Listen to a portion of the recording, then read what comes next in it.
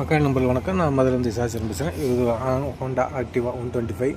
இதில் வண்டி என்ன கம்ப்ளைண்ட் பார்த்தீங்கன்னா, வண்டி ஸ்டார்ட் ஆகலை. நைட்டு நிப்பாட்டி இருக்கார், காலைல ஸ்டார்ட் ஆகலை.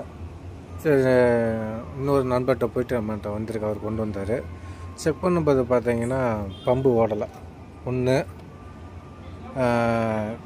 இக்னேஷன் காயில் மித்த ஐடியல் எதுக்குமே கரண்டே வரல, பேட்ரி மெயினே வரல. சரி, உண்மையான செக் பண்ணும்போது பார்த்தீங்கன்னா இங்கே வயர் எதுங்கன்னு இருக்கா. அதே மாதிரி நம்மகிட்ட இருக்க டூல்ஸ், பம்பு ஓடுற டூல்ஸ் வச்சு பேட்டரி வச்சு பார்த்தேன், பம்பு ஓடுது.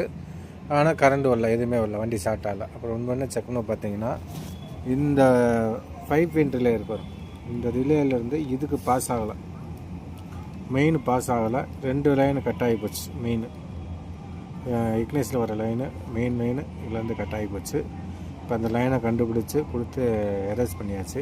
இப்போ இங்கே லைன் வரலன்னா 4 ஃபால்ட்டு வரும்.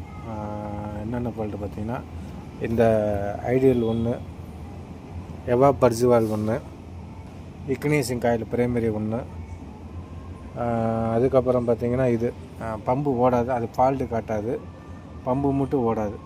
இதான் இந்த வண்டியில் கம்ப்ளைண்ட். இப்போ வண்டி ரெடி பண்ணியாச்சு, பம்பு ஓடுது, மாவுக்குள்ளே எரிஞ்சு